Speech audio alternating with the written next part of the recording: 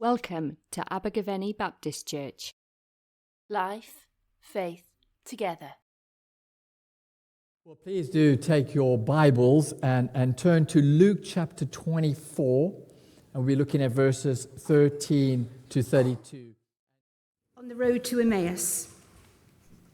Now that same day, two of them were going to a village called Emmaus, about 7 miles from Jerusalem. They were talking with each other about everything that had happened. As they talked and discussed these things with each other, Jesus himself came up and walked with them, but they were kept from recognizing him. He asked them, "What are you discussing together as you walk along?" They stood still, their faces downcast. One of them, named Cleopas, asked him, "Are you only a visitor to Jerusalem and do not know the things that have happened there in these days?" "What things?" he asked. "About Jesus of Nazareth," they replied. "He was a prophet, powerful in word and deed before God and all the people. The chief priests and our rulers handed him over to be sentenced to death, and they crucified him. But we had hoped that he was the one who was going to redeem Israel. And what's more, it's the third day since all this took place. In addition, some of our women amazed us. They went to the tomb early this morning, but they didn't find his body. They came and told us that they'd seen a vision of angels who said he was alive. Then some of our companions went to the tomb and found it just as the women had said, but him they didn't see." He said to them, "How foolish you are, and how slow of heart to believe all that the prophets have spoken. Did not the Christ have to suffer these things and then enter his glory?"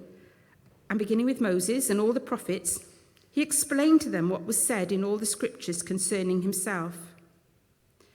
As they approached the village to which they were going, Jesus acted as if he were going further, but they urged him strongly, "Stay with us, for it's nearly evening, the day's almost over." So he went in to stay with them. When he was at the table with them, he took bread, gave thanks, broke it, and began to give it to them. Then their eyes were opened, and they recognized him, and he disappeared from their sight. And they asked each other, "Were not our hearts burning within us while he talked with us on the road and opened the scriptures to us?" So often in life, things don't work out the way we had hoped. Maybe you had hoped that a loved one's health would improve, only for it to deteriorate. Or perhaps you hoped for a relationship to be restored, only for it to get worse. Or perhaps you had hoped to get that dream job, that promotion, that scholarship, that part, only to be rejected. And all your hopes and dreams are shattered. And we end up saying things like, "I had hoped things would have been different." But what is hope? Is hope merely wishful thinking? I hope it's going to be sunny when we're on holiday. Well, good luck with that. And so often today, people's hope is nothing more than wishful thinking and optimism. But you can only deny reality for so long. And wishful thinking and optimism and the various forms of positive thinking that are so popular in today's culture simply won't cut it. But here's the good news. Because Jesus is alive, because Jesus has risen from the dead, we can have a hope, a real hope. Not mere wishful thinking, but a sure and a certain hope.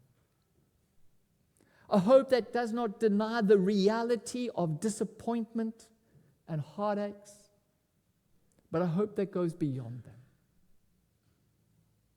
An enduring hope, an eternal hope.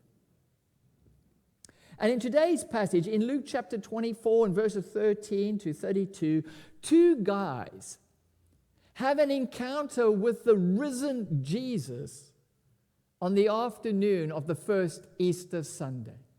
I say guys, but it could have been a guy and a girl, a married couple. We just don't know for sure. Only one of them is named in verse 18 as Cleopas, but we don't know about the other. But because the two of them are traveling home, some scholars believe that they were a married couple and that the other disciple was Cleopas's wife, Mary. We're told in John chapter 19 and verse 25 that Mary was standing near the cross when Jesus died. They had been there when Jesus was crucified. And at that moment, all their hopes and dreams were crushed. And so now they've decided to pack it up and to travel back home. And so at this moment, they are walking from Jerusalem all the way to Emmaus, which is about a 7-mile journey.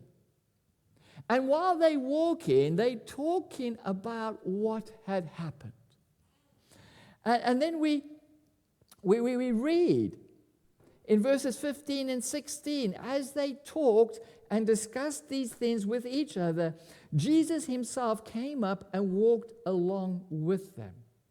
But they were kept from recognizing him. So they're busy walking back home and talking about Jesus when Jesus himself appears and starts walking along with them, but they don't recognize him. That they are prevented, they are kept from recognizing Jesus.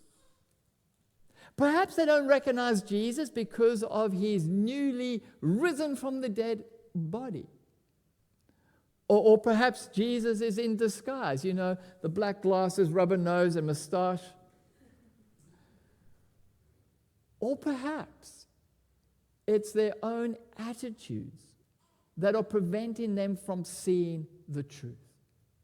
Their false expectations and their disappointment and their crushed hope that is preventing them from seeing the reality. And it can be the same for us. Our false expectations and our crushed hopes can blind us to the fact that Jesus is walking with us.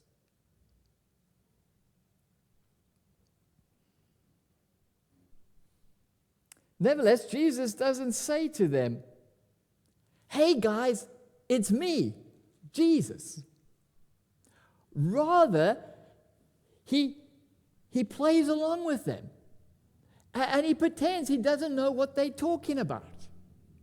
And he asks them in verse 17, "What are you discussing?" With utter disbelief, the two disciples asked Jesus in verse 18, "Are you the only one visiting Jerusalem who does not know the things that have happened there in these days?" How hard do you think it was for Jesus not to smirk? I mean, how hard must it have been to keep a straight face at this point? And Jesus' response is priceless. With a twinkle in his eye, he says in verse 19, "What things?" Still in utter disbelief, the two disciples say, "About Jesus of Nazareth, duh." Jesus quickly covers his name badge. It says Jesus of Nazareth. You see, Jesus is probing them with questions because he wants to know what they think. He wants to hear about their disappointments because he's concerned about the way we feel. And so they explain that Jesus was a powerful prophet, but now, unfortunately, he had been crucified, and that all their hopes and dreams had been crushed. And they say in verse 21, "But we had hoped." We had hoped that he was going to redeem, to free Israel. You see, they had hoped that when Jesus arrived in Jerusalem, he would have been crowned as king. And then Jesus would defeat all evil. He would defeat the Romans, and he would set them free. But now he's dead. and all their hopes and dreams have been crushed. And so they say, we had hoped things would have been different. Have you ever said that? I had hoped things would have been different. And it's this crushing sense of disappointment that is blinding them to the reality that the risen Jesus is standing right in front of them. And what they fail to grasp, that it was precisely through Jesus' death that true spiritual freedom was being offered, not just to Israel, but to everyone. You see, it was their expectations. It was their fixation on the way they believed God should do things in the world that was blinding them to the possibility that God may be working things in a different way, in a far greater way. How often do we do that? If I was God, I would do this and this. Why hasn't God done this for me? And in our disappointment, we fail to see that the risen Jesus is walking with us. And we fail to see that God may be working out His plans in a different way, in a far greater way. But take note. You just advance one. They don't hide their disappointment. They're open and honest about how they feel. We had hoped. And also take note that Jesus is not put off by their disappointment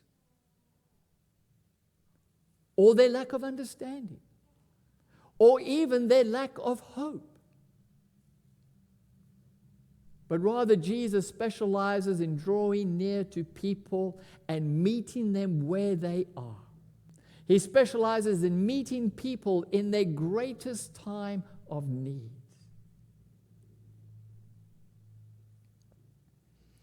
And so Jesus asks them a question in verse 26. Did not the Messiah have to suffer these things and enter His glory?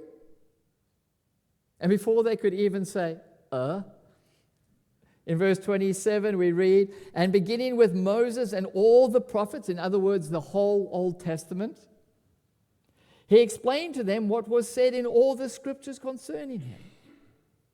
Now I find this fascinating. Jesus doesn't suddenly, in a wonderful display of splendor, say, it's me, it's Jesus, risen from the dead. No. He very slowly and gently opens up the Bible to them. He shows them how the whole Old Testament points to Him. How He fulfills the whole Old Testament. And how the Old Testament said that He had to die and suffer and then rise again. I find that so significant for us. Because we don't have the opportunity to meet the physical, risen from the dead Jesus. But we have the same Old Testament. And we also have the benefit of the eyewitness accounts of Jesus' life, death, and resurrection in the New Testament. And what I found for myself, and I know countless of other Christians through the ages have found, it's when we start reading the Bible and start listening to the Bible being preached on a Sunday, that Jesus slowly starts speaking to us, and we get more and more of the risen Jesus revealed to us. And this was clearly the experience of these two disciples. At the end, when they eventually come to realize it was Jesus, they say in verse 32, were not our hearts burning within us? Or as another translation says, were not our hearts strangely warmed while he talked with us on the road and opened the scriptures to us? At this point, they still don't fully recognize Jesus, but they're clearly taken a liking to him. And so when they arrive home, they invite Jesus to come and enjoy the late afternoon meal with them. But Jesus, we discover in verse 28, we're told Jesus pretended that he was going further. He acted as though he was still going further. So these two disciples start pleading with Jesus to come and stay with him. And Jesus is like, oh, all right, if you insist, as if he had any intention of being anywhere else. And again, I think that's so significant. You see, Jesus will never force himself on you. You have to invite him in. You have to invite him into your life. And once Jesus goes inside, Jesus takes up the role of host rather than guest. And Jesus does something that's very unique to Jesus, and he does what he did when he fed the 5,000. And what he did at the Last Supper. And we read in verse 30, he took bread, gave thanks, broke it, and began to give it to them. These are the exact same words that Jesus says in Luke 22 and verse 19 at the Last Supper. It says in verse 19 of Luke chapter 22, he took bread, gave thanks, and broke it, and gave it to them, saying, this is my body given for you. The exact same words, the exact same acts. And then we read in verse 31, then their eyes were opened, and they recognized him. It's not when they were walking on the road. It's not even when Jesus was opening up the Bible to them. But when Jesus takes the role of a host and serves them, they suddenly recognize him. This was the most characteristic thing about Jesus. He took bread, he gave thanks, he broke it, and he gave it to them, just as they took his body, broke his body, and gave his body so that we could be forgiven.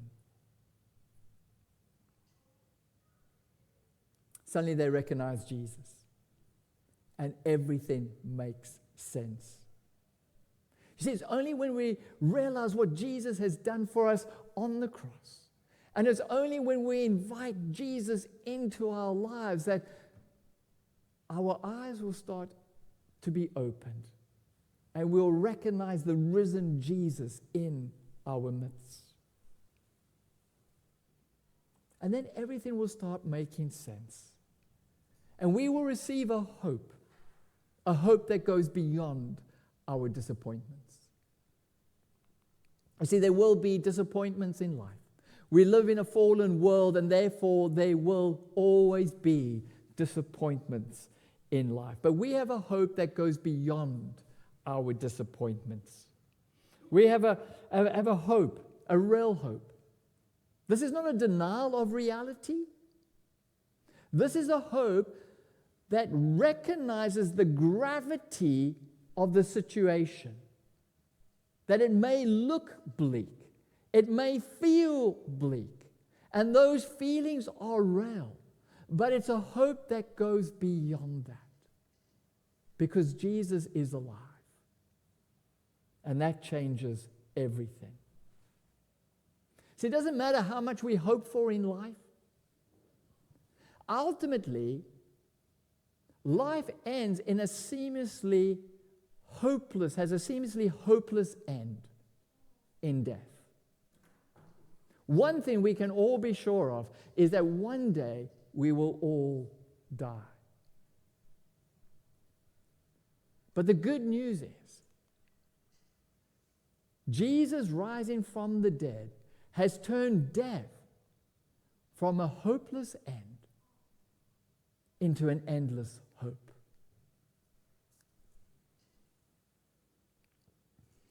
And because Jesus is alive, we too can experience this hope. We too can experience life beyond the grave.